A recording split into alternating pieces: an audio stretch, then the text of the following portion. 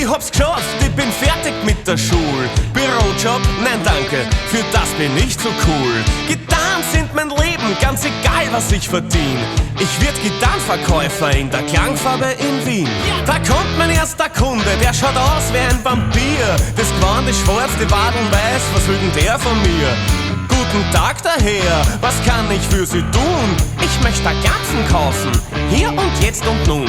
Ich zeige meine Telecaster drüben auf der Wand. Ich hol's ihm nur schnell runter und schon hat er's in der Hand. Dann fängt er an zu klampfen und ich denk mir, alter Vater, kann denn der nix anderes als wir...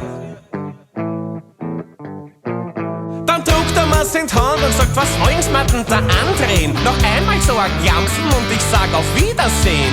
Dann zeig ich ihm die Chipsen mit einem Marshall auf 11. Auf einmal fängt er an mit...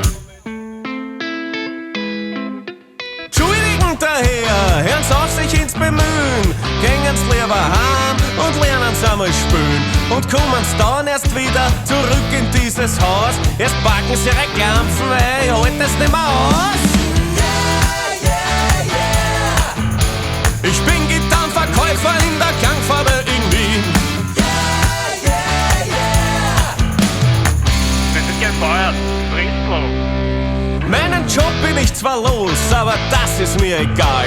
Gitarrenverkäufer war mir sowieso viel zu banal. Ich schwing nur kurz mein Zauberstab und simsalabimbo bin ich Gitarrenlehrer daheim in Otterkringel. Doch alles kommt ganz anders, als wie ich mir das erhoff. Meine Schüler wollen nicht üben und ich pfeif aus dem letzten Loch. Der eine will die Dreckschitas, der andere Gabalier spielen. Wenn das so weitergeht, muss ich regelmäßig vorglühen. Huch zu, du kleiner Geschrott, du tust, was ich da sag. Weil ich bin dort der Lehrer und du übst es jeden Tag. C-Dur, D-Dur, E-Moll und auch die phrygische. Äolisch ist so geil und vielleicht auch noch die lydische. Hör selber zu, Herr Lehrer, meine Eltern zahlen dir Geld. Drum pudel dich nicht auf, wenn ich mach, was mir gefällt. Ich spiel nicht auf der Klampfen, sondern lieber auf dem iPhone. Und jetzt geh ich nach Haus, weil die Stunde ist vorbei schon.